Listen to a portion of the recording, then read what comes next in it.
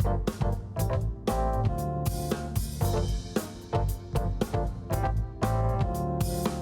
everyone. I'm Barbara Hamley. Another View is coming to you live from Edenton, North Carolina.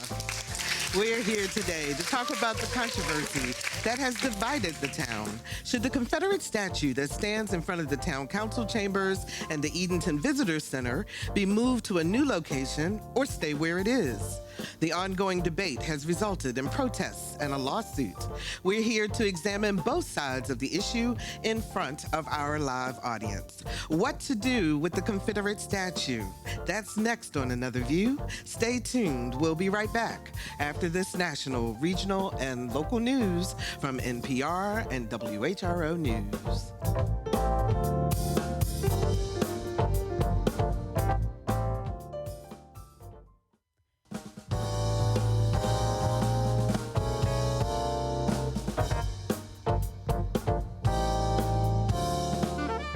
Discussing today's topics from an African-American perspective, this is Another View. Hello, everyone, and welcome to Another View. We're live in Edenton, North Carolina today. This idyllic town is located just off U.S. Highway 17 on the north side of the Albemarle Sound in northeastern North Carolina. And we're making history today on Another View because this is our first broadcast outside of Virginia. All right. So thank you all so much for being here today. We are really happy. And a very special thank you to Denise Barnes. She is the owner of this beautiful location where we are. It's called The Venue on Water Street, and we really appreciate you allowing us to do our show from here. So thank you very, very much. So this is a beautiful, peaceful town, but there is a controversy over the Confederate statue that stands in the middle of Broad Street in downtown Edenton. So the question before the town is, should it stay put or be moved to another location? It's been in its current location since 1961. So why is it an issue now? Here to talk about it with us is Reverend John Shannon. He is pastor of Providence Missionary Baptist Church and a member of the Edenton Human Relations Commission. Hello, Reverend. How are you? Good afternoon. Good afternoon. Thank you for joining us.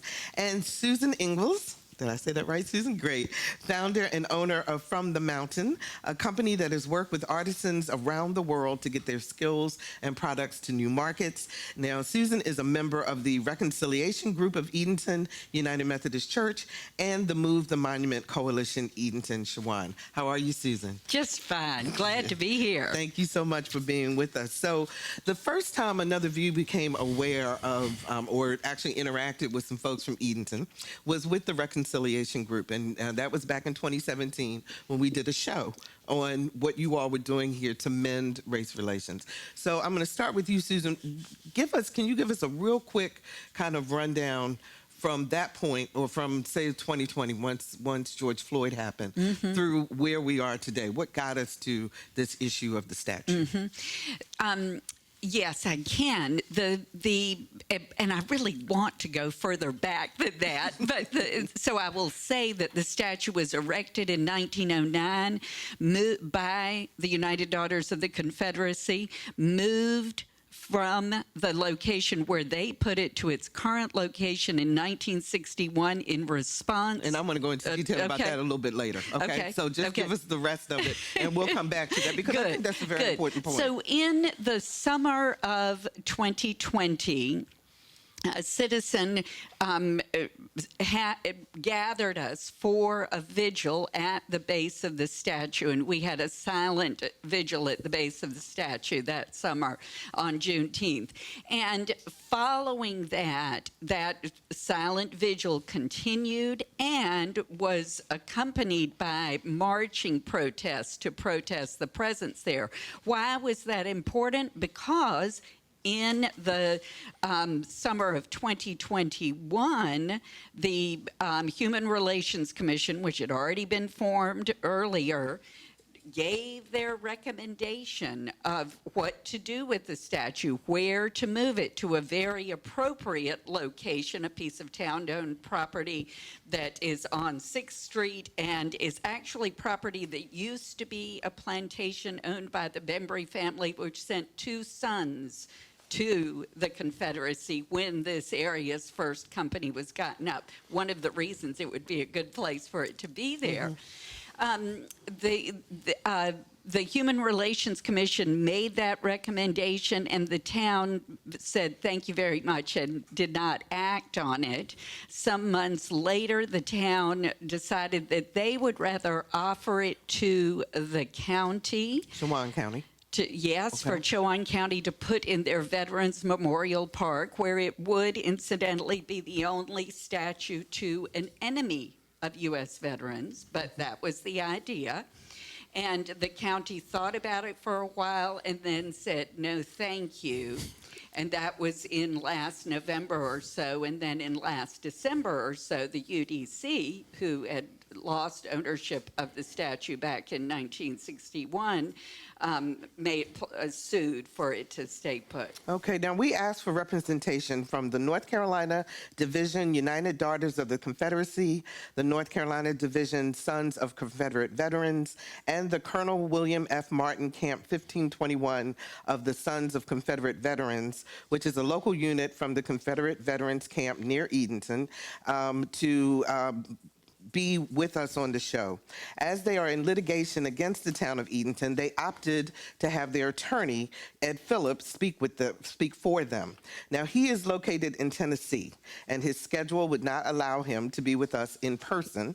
So Another View producer, Lisa Godley, interviewed him earlier this week, which we will share with you during this broadcast. So I want to go to his first sound, which is talking about what the people who want the statue to stay, what they really want.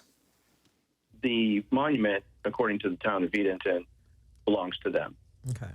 And at one point, before the litigation ensued, the town of Edenton told Chowan County, this is your monument, take this off our hands and move it. And that didn't go anywhere. So I think in this situation, it's clear that it's a publicly owned monument on public property. The question is which entity out of the two owns it, I suppose, on some level. But I think the town of Edenton has basically said they do, and they have the authority to move it.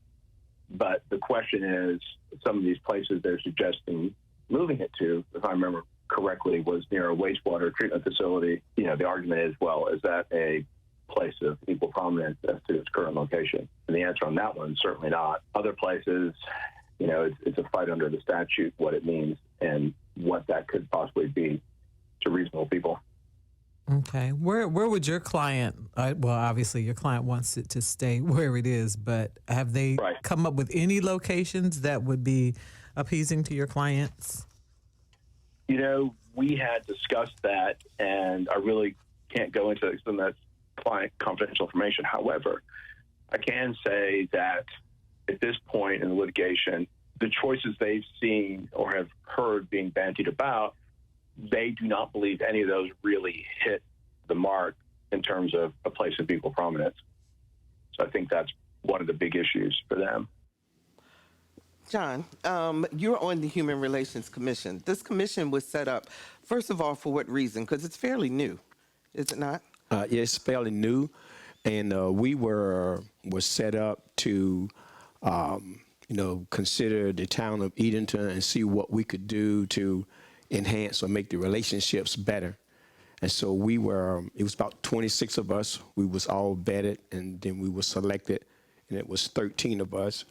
And what we did was we did the research. You know, we went to Hope Plantation. We went to the library. We went to looked at some documentaries together. We read some books about the history. We went back to the newspapers in Edenton about the statue, how it got moved from the courthouse to where it's at this point.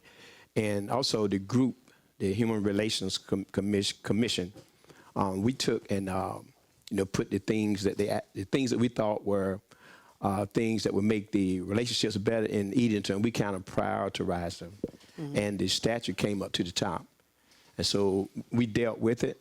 I think it was about 11 or 12 months. We did all of the research. We had a vote, and the vote came up that we would that it should be relocated or taken down.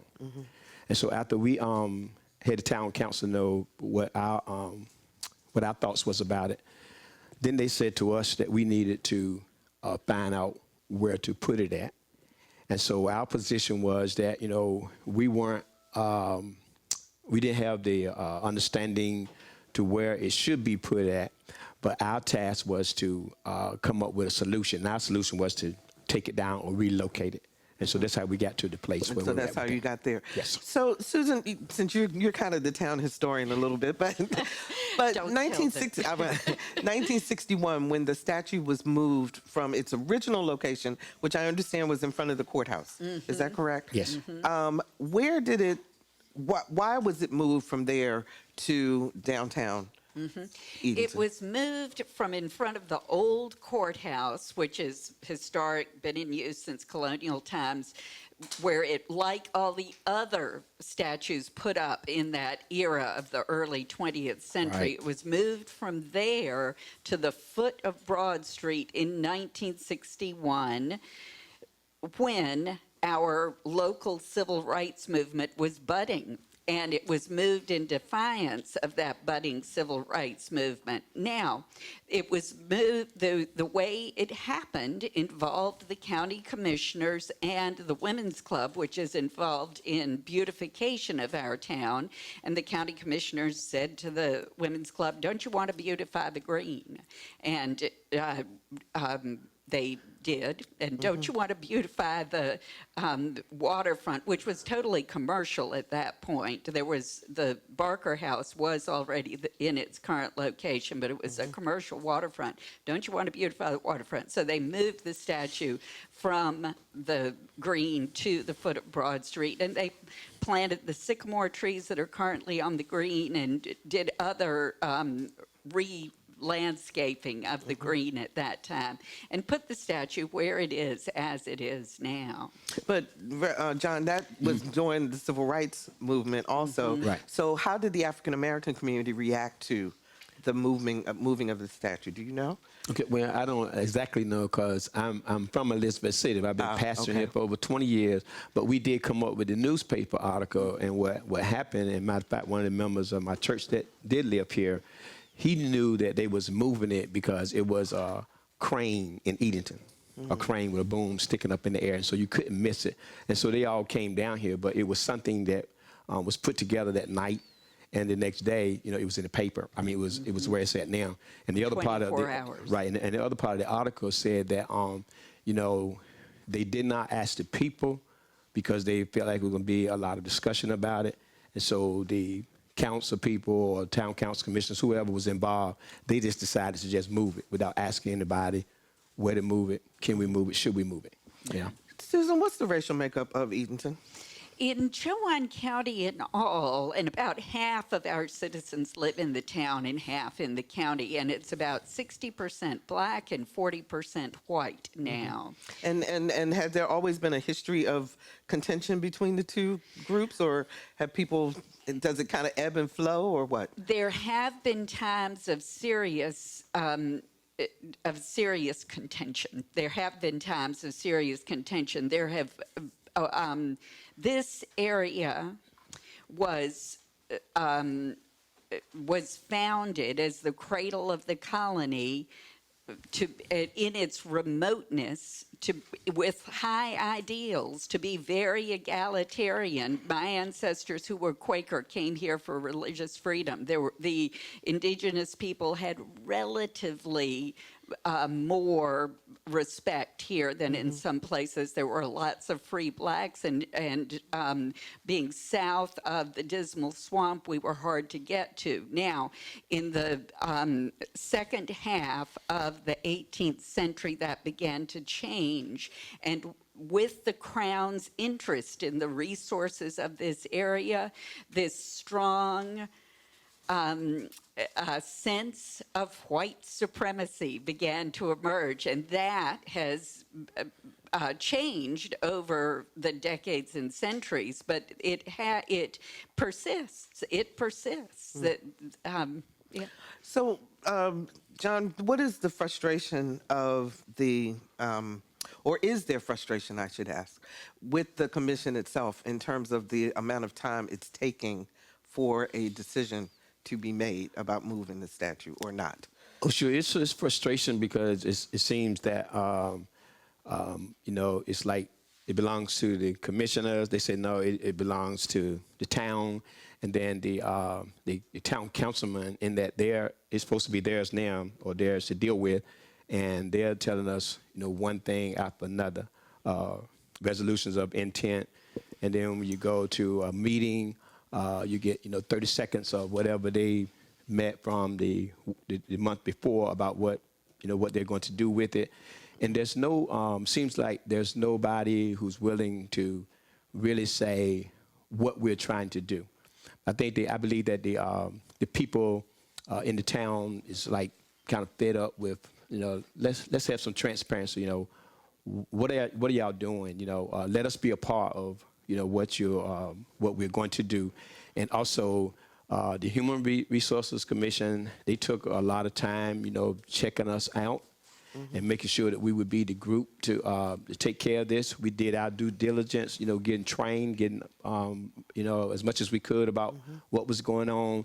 And matter of fact, the Human Resources Commission, we found ourselves at each other personally, and we had to move that out the way because we was put together to deal with making relationships better in Edenton. And so we did all those kind of things, but it just seems to be that the people that can do something about it now, it's like what we have said once or twice. Is like they just, kind of kicking the can down the road, taking their time, and What do you? And this question is to both of you. What do you say to people who say you want to remove the statue because you want to erase history, because you want to get rid of what happened in terms of the Confederacy? How do you respond to that? Okay. I'll start with you, John. Okay. Well, we were there, protesting. Early on when we started.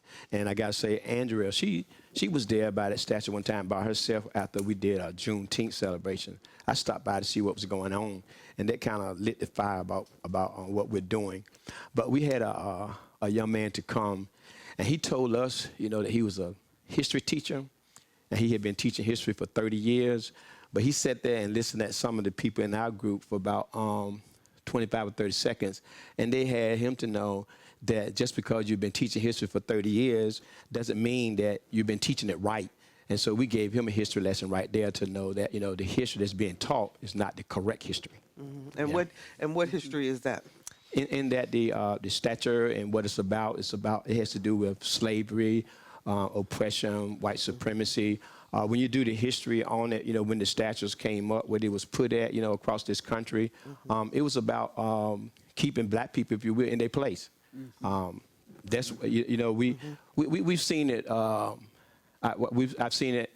I was in the military. I stayed in the military for 4 years. I went to 6 or 7 different countries. I've been to over 1/3 of the states right here in North Carolina, and I have experienced racism. I went to segregated schools. 9th grade, we got integrated, and I felt it, and I see it, right here in this city, in this town. And a lot of people, say, like I said, I've been serving this church for like 18 years, and a lot of people in this town feel as though, they're not looked at as being equal to others. Let me share this one other thing before I move on. In that, I'm a life member of the NAACP. I'm from Pasquotank County, but I was asked to go and speak to the Board of Education, on behalf of a teacher in this town, because the people in this town, they weren't willing to put their necks out there, to do it. And so it's a lot of things that need to be worked out in this town. Okay. Susan, same question to you. Those that say you're trying to erase history. History is our bread and butter here in Edenton. Yeah. We would not erase it. What we have displayed publicly says something about our current values. And having this symbol of white supremacy erected as such, moved as such to its current location, having it front and center is a message that is inappropriate for a town that depends upon visitors, for one thing, to make its bread and butter. Yeah. It is also so much in defiance of the values that were important when this was the cradle of the colony, and when people came here for a more egalitarian life. Mm-hmm. So we have an opportunity. We have an opportunity to tell the whole story of the history of our town and county, which would include the story of the Civil War, of course. Now, the largest plantations in the South were not in this area. There were a few large plantations in this area. There were significant numbers of people enslaved in this area, in this town. There were also free blacks. Both the emancipated former slaves and the free blacks in that era after the Civil War, when the white elite, my ancestors, did not like it that black people could now vote and serve in government at all. When they decided they better suppress this with such things as the putting up the statue, but more significantly, of course, the voting laws that were enacted then, they were acting in defiance of the values that were important to this place being founded in the first place. And we would have the opportunity to tell that if we put this statue in, and we can, there were veterans who believed in a cause who died in the Civil War. Yes, that happens in every war. And their story could be told along with this longer lasting story. So we have an opportunity to tell a whole story of that particular war and its aftermath unto our present time. And of course, in recent decades, this area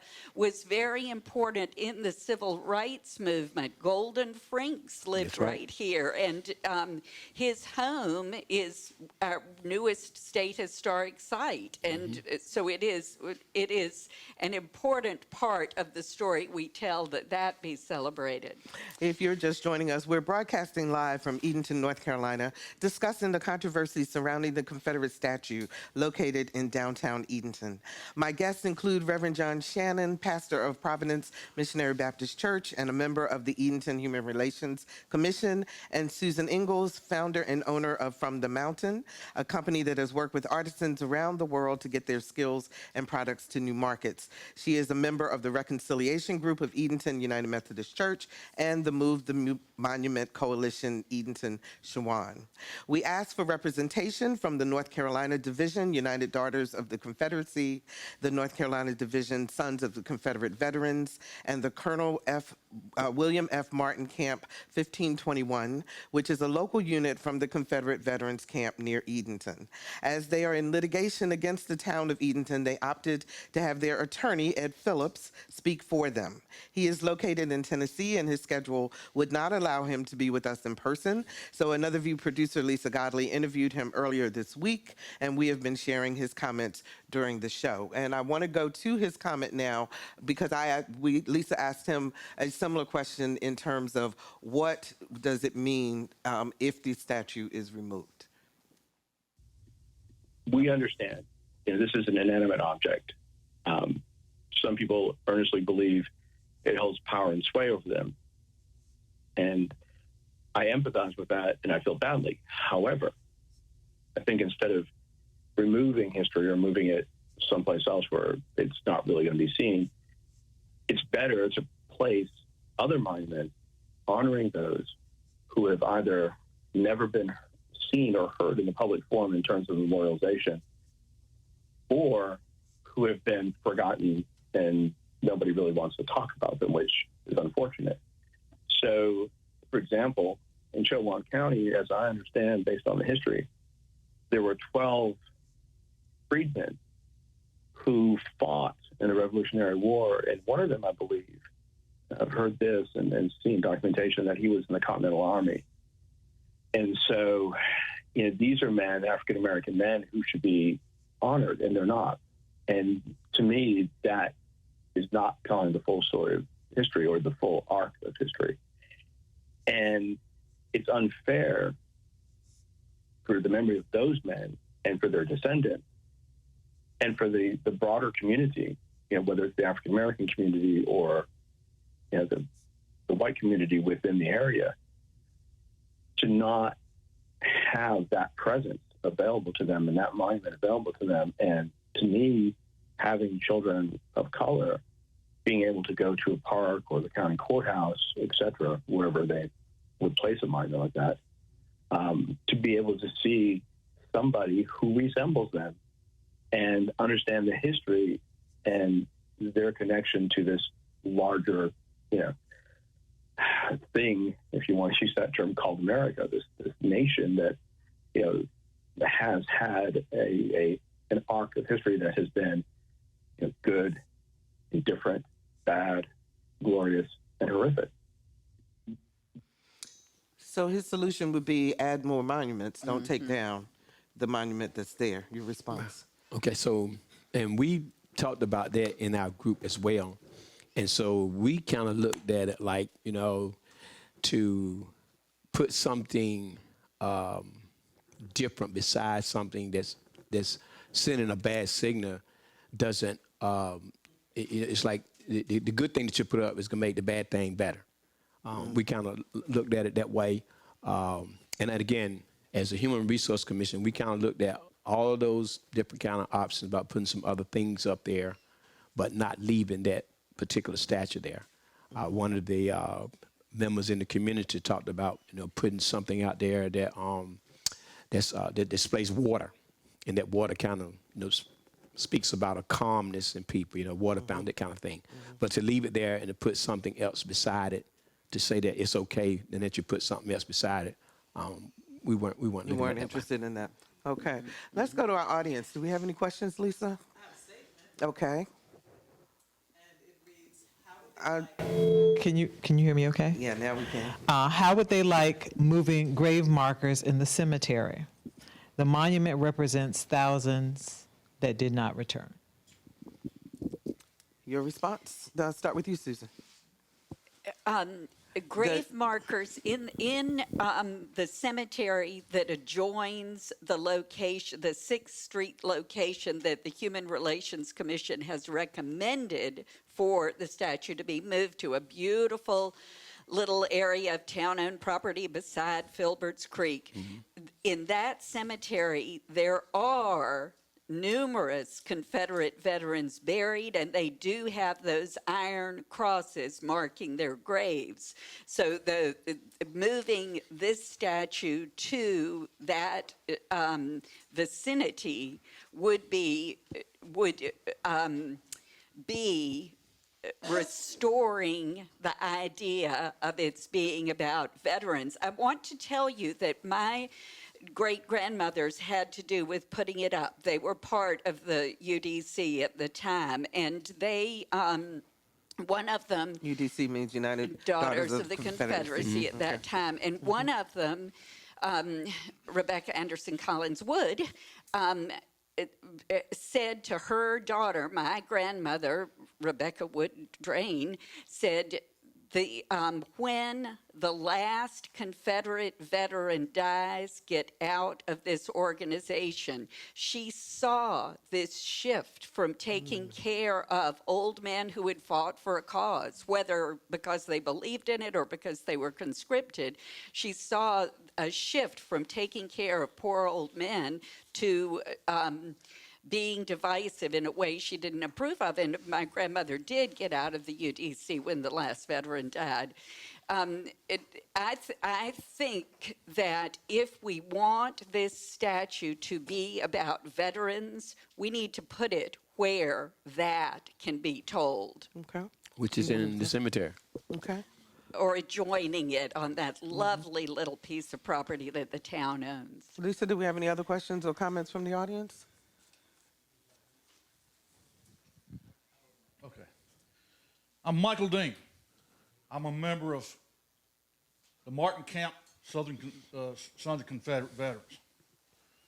We have been picketing these wokeism people down here for almost a year. That memorial is a collective headstone for over 48,000 North Carolinians, white and black, veterans that died and didn't come back. Some are buried in Antietam. Are you saying? Northern Virginia. Let me ask you one question real Okay. quick. You said white and black Confederate veterans? Yes, ma'am. I'll name you a name, and you can Google it and look it up. His name is Benjamin H. Gray. When the war broke out, he enlisted in the Confederate Navy. He served right over here at Plymouth, North Carolina, on the CSS Albemarle at the Battle of Plymouth. After the Civil War, he moved to Bertie County, where he was native, and became pastor of the Indian Woods Baptist Church. So this is just as much his memorial as it is all these white folks. And I'm looking around this room, and I'm thinking, I feel a little bit like what Custer felt at the Little Bighorn. And a lot of what has been said here, a lot of it, has been a bunch of malarkey, okay? How many people have walked Beaver Hill Cemetery and looked for Confederate headstones? How many are there? 3. There are 3 that are identifiable by those markers you talked about. Okay. They wanted to put it on 6th Street, which is all the way at the back side of the cemetery where nobody would see it. Okay? Okay. And so this is about veterans. Now, look it up. U.S. Code Title 38, Chapter 15, subsection L, line 1501 says, Confederate soldiers and sailors are veterans. They're not U.S. veterans, they're Confederate veterans. Not until the 14th Amendment did people of North Carolina, citizens of North Carolina, become citizens of the United States. Until the 14th Amendment, everybody who lived in Virginia was a citizen of Virginia, not the United States. Maryland, they were a citizen of Maryland, not the United States. The 14th Amendment made everybody citizens of the United States. Okay. Okay? All right. So this is about veterans. Okay. Now, hold on. I got one more thing to say. Okay. And okay? then we need to make sure we have time for everybody All else right, to I'm a respond. Vietnam veteran. Okay. All right? It's been 150 years since this time. 100 years from now, somebody gets offended by that black wall with 58,000 names of my brothers and sisters on it. I would hope that somebody would stand up and, from my brothers and sisters who are on that wall, thank God I'm not on that wall, okay? And I'm all about veterans. That's what it is, veterans, okay? And thank you very much. Thank you, Mr. Dean. I appreciate that. Now, my research that I've done, and you can answer this question also from a historical perspective, but my understanding is that black people were not allowed to become soldiers or sailors in the Confederate Army. They did not. My understanding from reading and studying the history is that, first of all, they said, as a matter of fact, while I look for the exact quote, they said that when they decided to finally come up with a black regiment, the war was just about over, so it never was formed. They were there to serve as servants and That's right. to Yes. their slave owners. Yes. So they were not soldiers, and a lot of them did not get pensions. A few did, but most of them did not. Is that Yes, correct? That's Yeah. correct. Yes, they were in roles of service. It was called. Yep. Yes. Others who would like to comment? Yes. Ms. Heath, and thank you for coming to Edenton. And I just can't let Mr. Dean's statement go just like that. I'm a veteran too, and for sure, when I was in the Navy Reserves, we did not study anything about the Confederates being U.S. military men because the Confederates were against United States. They were not a part of the United States, and they were never granted proper, full veteran status. And right now, there are issues in Arlington Cemetery where they're taking down Confederate statues and maybe rethinking moving some graves. Anyway, here in Edenton, why must we have this statue there if it doesn't mean white supremacy? There are many people in this community who are afraid to speak out because they'll lose their jobs, lose their housing, or be thought of as rebel rousers, as a police officer came to me to say once, because I've been moving with this and organizing and speaking out. So even speaking out now, it's possible my job could be on the line. So there is threat in the community for blacks to speak up. There is not equality in this community.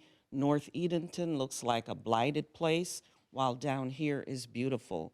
So I'm asking the wealthy, powerful in the town to have empathy and understand we're not trying to destroy your history, but relocate it and give a history that is for all people most of the time. Thank you. Okay, thank you.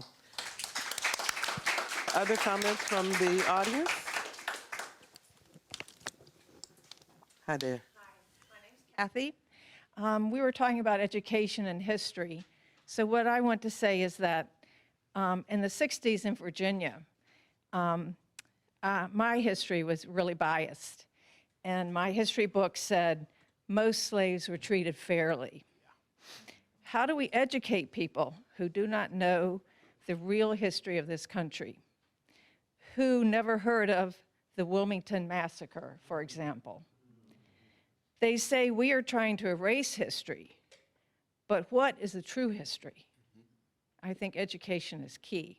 I agree. Thank you. Go ahead. I agree. I think education is key, and people come to Edenton to learn history. Yeah. People come attracted to historic sites here. So we have a huge opportunity to build out the education that we tell. You know, the Wilmington Massacre was a pivotal event.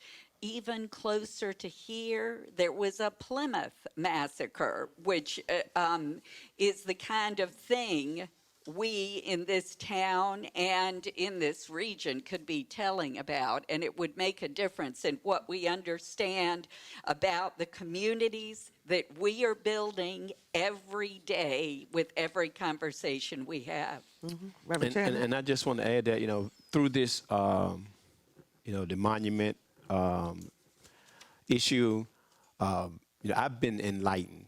I've read some books. I read a book on Soul City about Floyd McKissick. He was just trying to build a city where people could be independent. They would be able to prosper and, enjoy, the things that are promised to us in the Constitution. But they were, but he was kind of hindered in every different area that he could with the government. Threats from the Ku Klux Klan and those kind of things. I kind of read a book about Paula Murray. She was just trying to be who she was as a social activist, and the white constitution was coming at her from all different kind of angles, and people, when she moved up somewhere, it was legislation, because there's when you move up in society, there are some places where prejudice can be put against you to keep you from moving further. I say this in that I joined the Navy in 1973. I joined on a delay program. And my options was to be a service person, be a cook, or some other things. But I wasn't going in that way. But I kind of did what I need to do to get an A school so that I could be a radio and communication. Mm-hmm. And it was just a few of us in that. And you can see those kind of things in our communities, in our jobs, where people live, that, it's just a, racism and prejudices and things, in the way to block, people from being who they can be. Mm-hmm. Susan, the Move the Monument Coalition, Edenton, Shawan, and Emancipate North Carolina put up a billboard, and it's pretty prominent. It says, "Welcome to Edenton. We apologize for the Confederate statue. We're working on it." Talk to me about what was behind putting that up, and what's been the reaction from people as they drive by and see it? Well, we are working on it, and that is part of working on it. In our conversation today, we've heard that there is frustration with the town council for not acting on their the resolution they made over a year ago to remove the statue, and that resolution specifically was to remove it from its current location. As we said, it was moved to its current location within 24 hours of making the decision to put it there. This town council has not moved that promptly.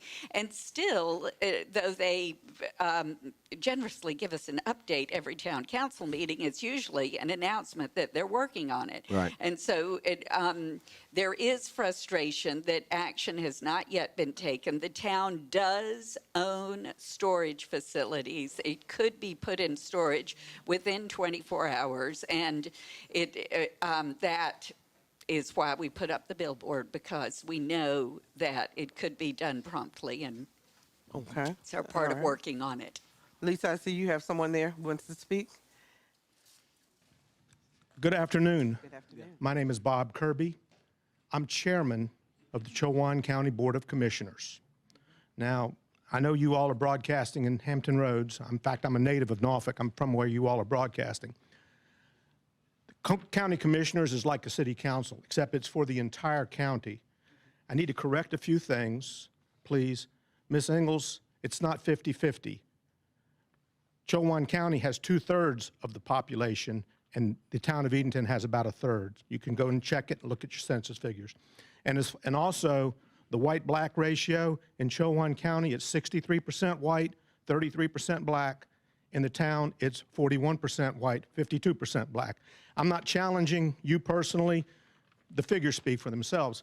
The long and the short, though, is that back in December of 2018, when I was first elected to the commission, I swore an oath to uphold the laws of North Carolina and of course, the United States.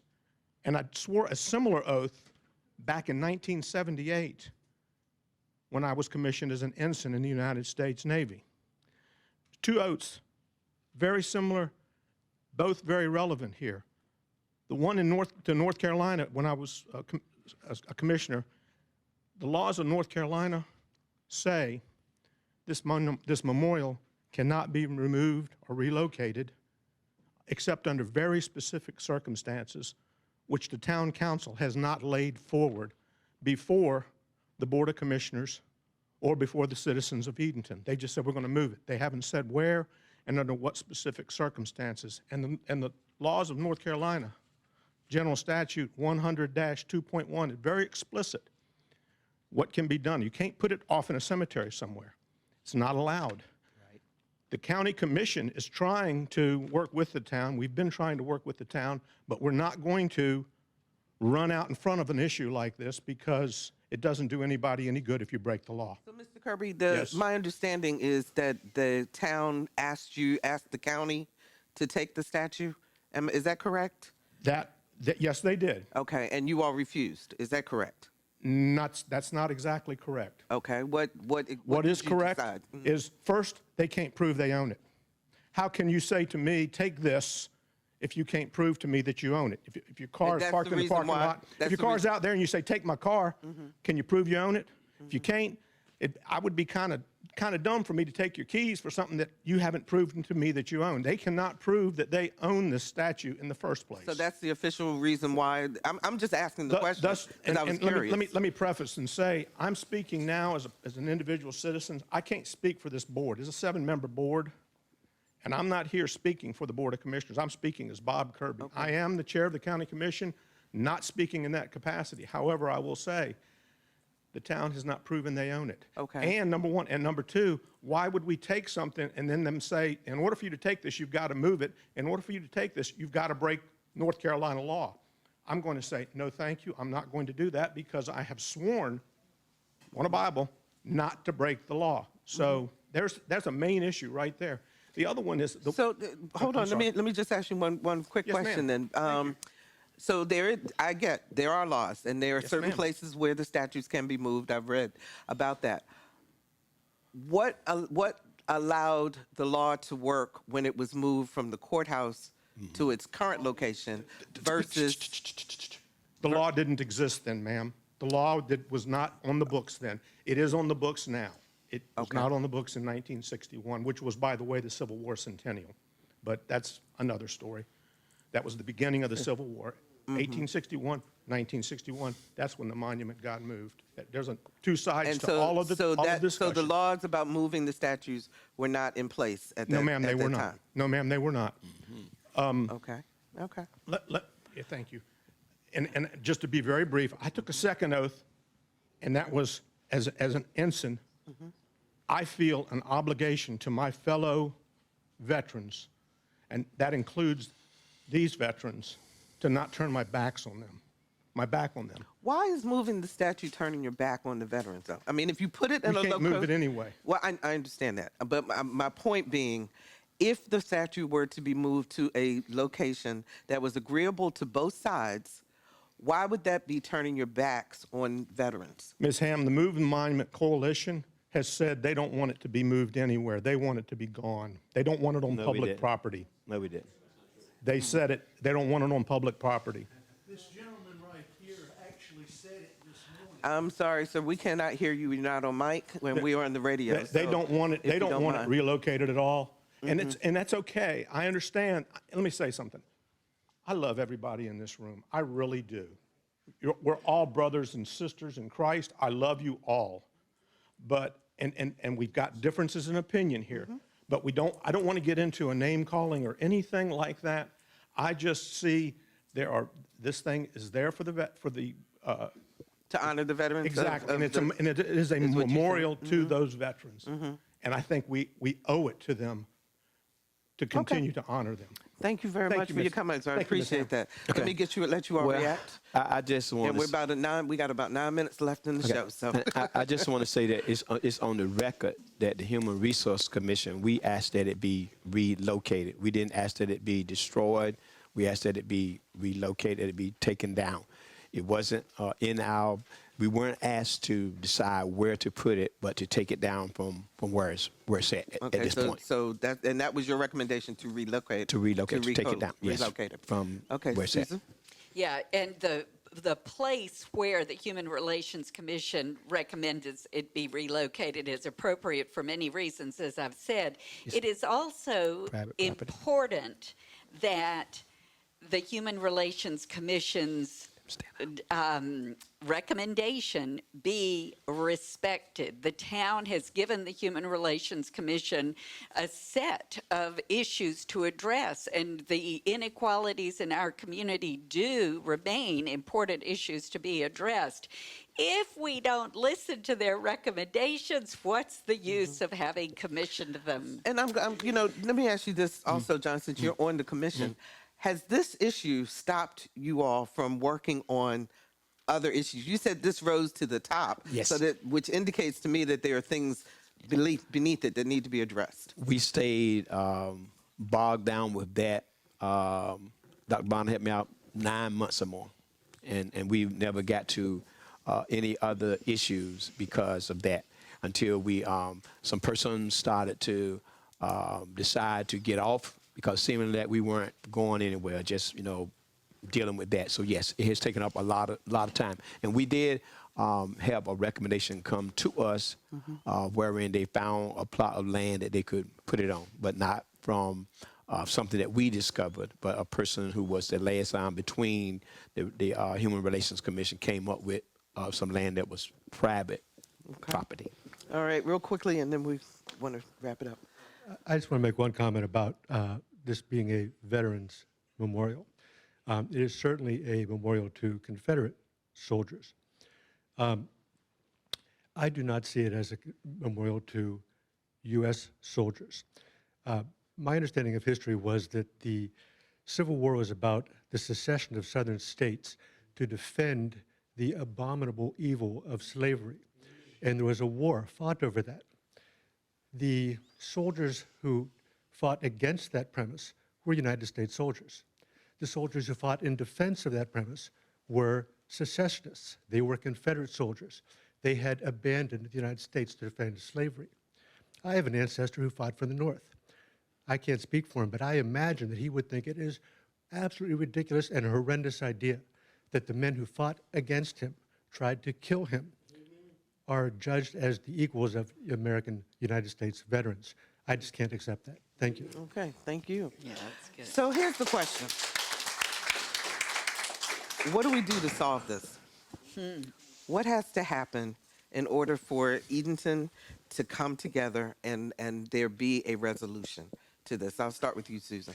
I think conversations like this Yes. help a lot. I think it helps to have public conversations and for us to have conversations in private. So I really appreciate Mr. Kirby saying he loves us all, because loving all of us, we can have conversations and address issues of injustice in our community in such a way that I think it would become obvious that the statue being in such a prominent location would not be appropriate any longer. And I'll say that, you know, as a pastor in this town, you know, the people have came to me to kind of get, you know, the 3 different groups together, and you know, we can't even come together to sit down at the table to talk about it. And so the discussion, communication. So you've invited the 3 groups that have sued? Is that who you're talking about? I'm talking about the Human Resources Commission, the town of Commission. the town of Edenton, Okay. and the persons who are part of the coalition for moving the monument, as well as the opposition to come and sit down and talk. But Okay. And you have been able to pull everybody together. it's just been, you know, putting you off. You know, you're supposed to have the meeting here, and then it don't happen. Different dates, and we just like to just sit down and talk, see where we're at. I know we had a county commissioner here. Do we have any town council people in the audience by any chance? Okay, we are out of time, unfortunately. I am so sorry. That's the frustration of what happens as we get to these types of conversations. But I was just curious, when you talk to town council members, what did they tell you about why they haven't made a decision or moved on this? Well, it's different things, like you know, the meeting get to the place where they will give some input about it, but there's no time for you to dialogue with them about it. You know. And I would say I have not, in conversation with any town council person, gotten a good reason that action cannot be taken immediately. The recommendation that the Human Relations Commission made is 100% legal and could have been acted on immediately. And I still wonder, why not? Why not? Do you think that where are we with the lawsuit? Do you now, know? Now, the lawsuit is, the lawyers are talking to each other now. And so once December came and that suit was filed, the town had an excuse. Okay. Susan Ingalls, Reverend John Shannon, thank you so very, very much for joining us. Audience, thank you so much for being here with us today. We truly appreciate it.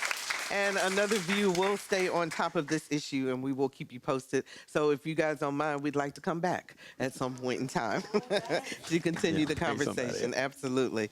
And those of you listening on the radio, thank you so much for joining us today. Now, if you'd like to hear this show again or share it with a friend, please visit us on our website, anotherviewradio.org, and you can download the podcast. And don't forget to sign up for our eView newsletter. It's a once-a-week reminder of upcoming shows. Next week on Another View, how social determinants of health impact your heart. It's Another View on Health with cardiologist Dr. Keith Newby. Our theme music is an original composition created especially for Another View by Jay Sennett. A very special thank you to the Venue on Water Street for hosting our program today. Thank you to Another View producer Lisa Godley, our outstanding audio engineers Jordan Christie and Victor Bowen, and to Dr. Barry Graham, who monitored things back for us at the WHRV studios. Thank you, Edenton, North Carolina, for your hospitality. I'm Barbara Hamlee. Let's get together again next Thursday at noon for Another View.